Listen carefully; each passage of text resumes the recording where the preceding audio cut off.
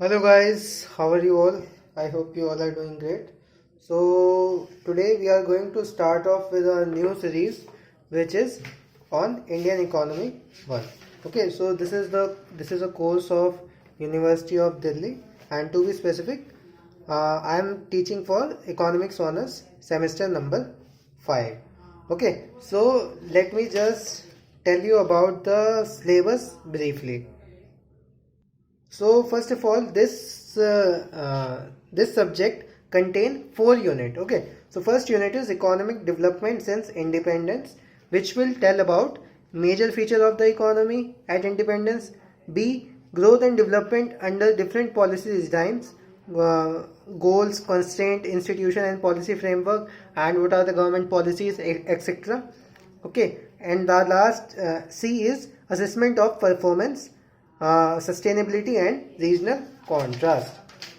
Okay, now let's go to the further. Okay, D, it will also tell about structural changes that have been made since independence and now. Okay, and last is saving and investment. And there are few readings. I'll tell you about the readings while just studying. Okay. So in this class we will be starting off with this one, the Pulapre Balakrishna, the recovery of India, economic growth in the Nehru era. Okay, so it was published in Economic and Political Weekly in November 2007. Okay, so these were the reading. Okay, and now coming to unit 2. Unit 2 is about the population and the economic development, which will tell about demographic trends and issues. Second, education, and third, health and malnutrition. Okay, so basically this is a full theory paper. You just have to learn and learn and learn. Okay, so you just have to cram thing and remember things. So you have to study again and again and again. Okay, and this is the best way to learn something and put it inside your mind so that it won't go out. So basically the key is repetition. Okay, sorry. So now let's move on to the unit number 3. So the unit 3 is growth and distribution. Okay, so in this we will be studying about the trends in poverty, inequality and unemployment. Second, policies for eradicating poverty and generating employment. And if you remember, we have already done this in my government job exam preparation series, in which I have told you about the government related schemes for eradicating the poverty. Okay, so everything is related, whichever I have studied over there, the government policies and everything, so it is kind of related with this subject only. Okay, this paper, Indian economy first. Okay, and the last is the international comparison. So basically you will be studying about the opinions of different economists. As you can see, there are many readings. So basically these are the some economists, there are some reports, there are some published papers. Okay, so we will be studying about their expert opinion and what were the condition. We will be studying about the data which we have available, and we will compare it with the other countries and our countries also with the different time frame. Okay, so we just have to study all this. Okay, so let us just start off first with this, the recovery of India, economic growth in the Nehru era. Okay, so this is also the first special article in this reading also by University of Delhi. Okay, so we will be starting off with this. Okay, so let's start it. So I have written down the heading for you, and this is the class number 1. So the author for this, which we are going to study today, is Pulapre Balakrishna, and the heading is economic growth in the Nehru era. Okay, so let us first study about the introduction part. Okay, so basically in this we will be studying about the growth in Nehru era. So first, what is Nehru era? So this time period 1950 to 64 is termed as Nehru era by PB. PB is this author only, Pula Balakrishna. Okay, I'll just tell you the short form. Okay, so this paper investigates the relationship between the policy regime and the economic growth in India over the period of 1950 to 64, which PB has considered as Nehru era. Okay, so in PB's opinion, the the economic policy making in Nehru era was relatively free of narrow political consideration, and the economic goals adopted were independent of economic vested interest and the political imperatives of the Westminster style democracy, which is the hallmark of which is party politics. Okay. And PB also feels that the most significant breaks in terms of economic growth of the century is found to be centered around 1950. Okay. Also, as it was a period of high state directedness, it enables us to assess how, if at all, such intervention can facilitate growth and how it can hold it back. So we will be discussing about pros and cons of this also, high state directedness. So this was about the introduction. So now what we will be going to do in this chapter mainly, we will be studying two models. Okay, the first is Nehru Mahalanobis model. Okay, so the first model is Nehru Mahalanobis strategy, okay, or model, and the second is Valki Brahmananda model. Okay, so we are going to study these models one by one, their features, their drawbacks, and what is the author opinion, that is PV's opinion regarding both of the model, and we will be comparing at last which one is better. Okay, what are the drawbacks and everything. Okay, so let's start off with our first model, which is Nehru Mahalanobis strategy or model. Okay, so I will be telling it at NM model. Okay, for short. So this NM model which was appeared in an essay by Mahalanobis in Sankhya, which is the Indian Journal of Statistics, in 1955. Okay. So the model was intended to provide the analytical foundation for the project of rising the level of income via industrialization, okay, which was already deliberated upon in the National Planning Committee of the Congress, which was chaired by Jawaharlal Nehru at the request of Subhash Chandra Bose in his capacity as the short-lived party president. And for this reason also it is sometimes referred to as Nehru Mahalanobis strategy. Okay. Also, this was the model to serve the end of the rapidly rising the level of income through accelerating growth, as raising the level of income was considered the mean of eliminating poverty. So now let me tell you about some features of this model. Okay, so the first one is that it was a two-sector model. Okay, so Mahalanobis has conceived of an economy with the two sectors each producing capital and consumer good respectively. So we can also write it first write it as consumer good and second is capital.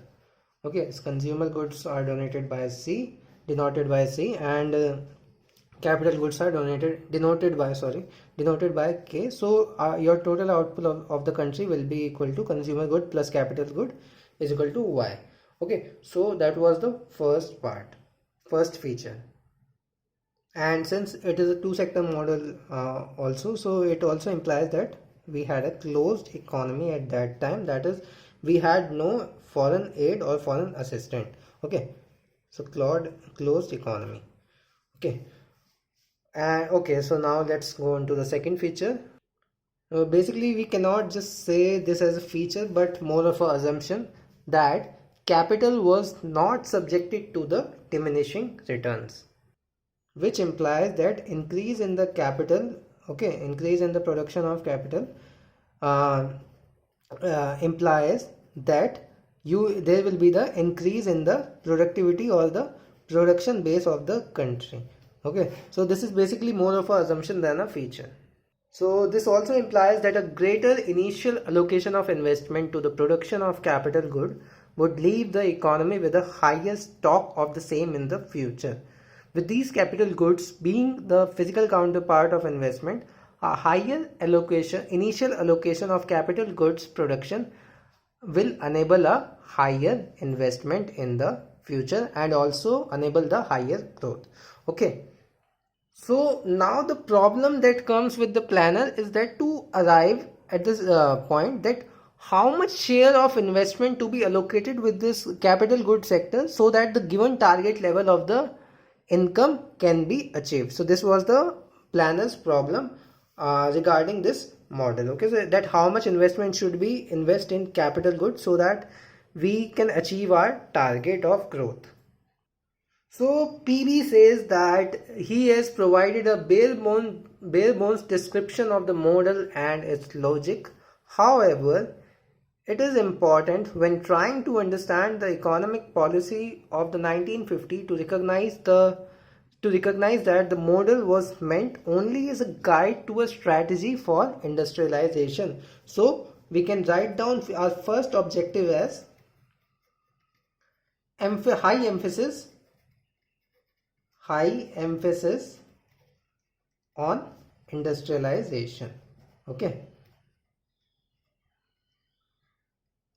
so therefore it is equally important to understand the practical aspect of this strategy.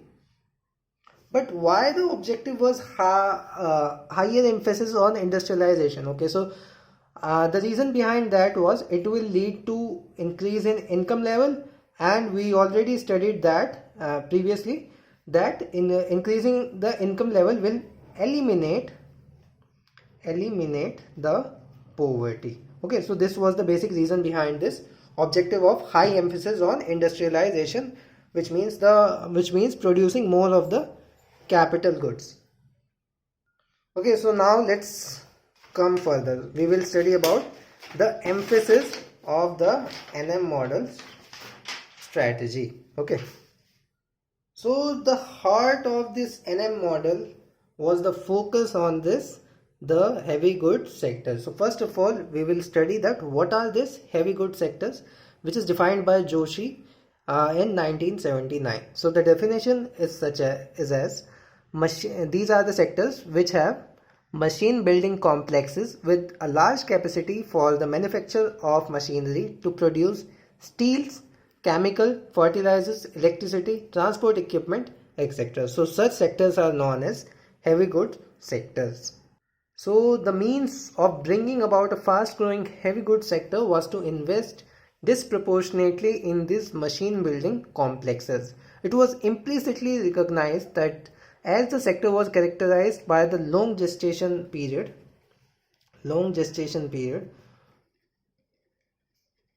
in the production of output, the rate of growth inherent in the Mahalanobis model would be lower in the short run. So the growth will be lower in the short run because they have long gestation period, they take time to be made. So the effect of growth also will be shown in future, not just right now. So there won't be any growth in short run, but in the long run this strategy will have a good amount of growth, okay, due to this long gestation period.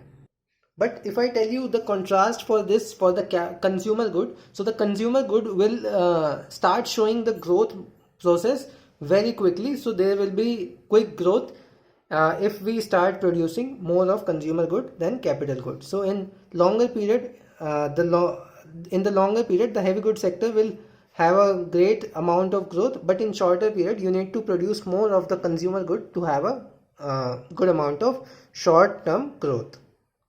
But why this Mahalanobis have put specifically emphasis on this heavy good? Because he felt that investment in capital good will fuel both the consumer and capital goods. Okay, because if we have more factories and more production house, we can produce of anything. Okay, so it will lead to both increase in the consumer and capital goods. So from that point of view, he have put more emphasis on the heavy goods sector. Now we will study about the criticism for this model, NM model. Criticism. Okay,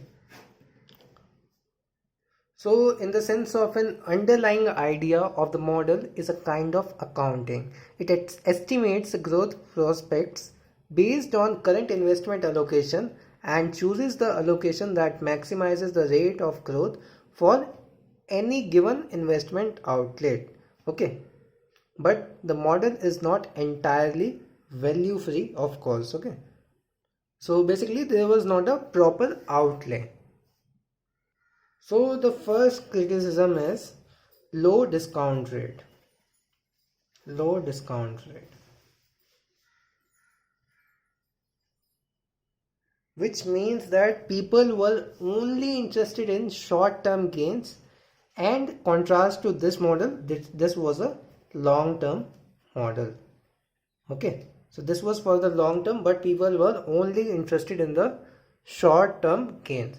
Okay, so the model makes a value judgment that the loss of consumption and also welfare that would occur in the short run has a low social cost and is an acceptable sacrifice on the part of people in return for a promise of an uncertain brighter future, under the presumption that more investment today would necessarily lead to higher consumption level in the future, and which means that the more increase in the social welfare in the long run. Now if we come to second criticism, so the second criticism is that the model or the strategy was based on an ideology of the Soviet Union. Okay, so this criticism basically begin to make sense when one is told that the model has been inspired by the Feldman model, okay, from the Soviet Union, Soviet planning literature. Okay, though Mahalanobis has denied this, that I haven't copied it from any model of such country.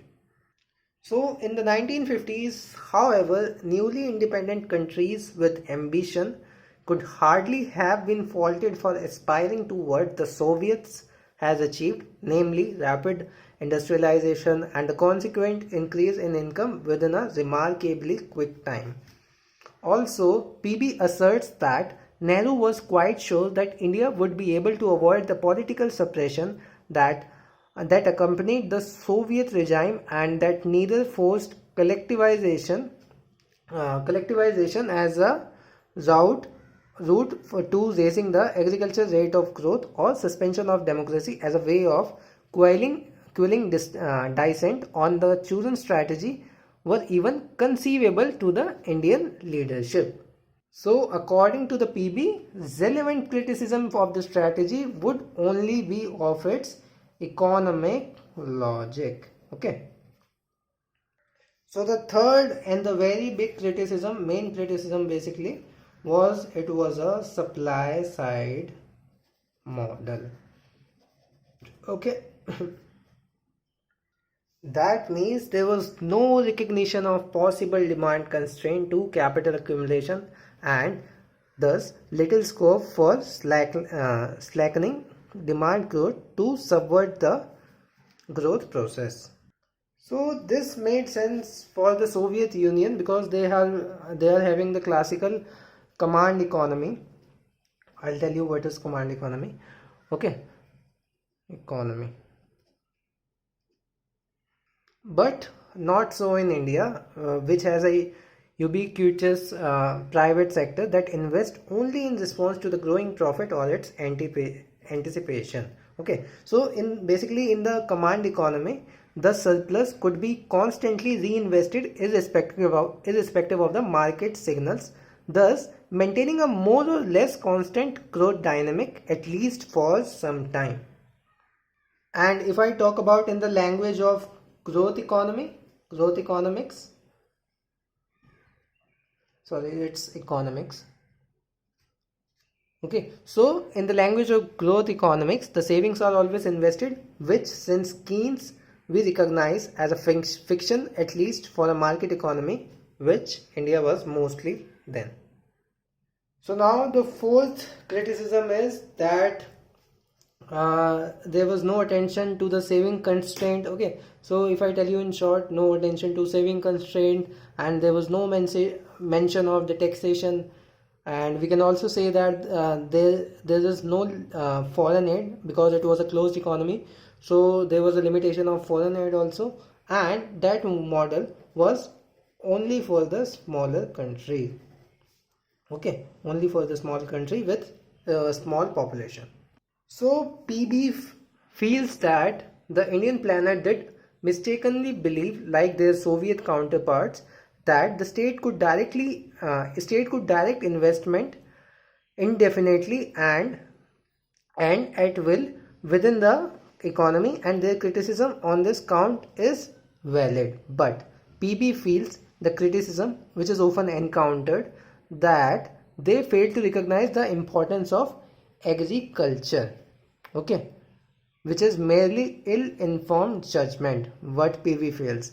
So PB says that he intends to establish this fact a little later in the article, but before he wishes to consider what is in the mind of some constituted, before he consider what is in his mind, some of the other person have already constituted a plan for an alternative development of India, and which is a serious challenge to this Mahalanobis plan. Okay, and this plan is the second plan which we are going to study in the next class, which was presented by C.N. Vakil. Okay, I'm just writing down, giving the brief. C.N. Vakil and P.R. Brahmananda. Okay, Brahmananda. Okay, and these both were from the Bombay school. That's why this plan is also known as Vakil Brahmananda plan, VB plan. Okay, this is the alternate to the NM plan. Okay, and this focuses more on the wages code. Okay, so I will be telling you only till now. Okay, and in the next class we will continue from here. Okay, so thank you guys for watching, and if you like the video you can share with your friends also, and goodbye.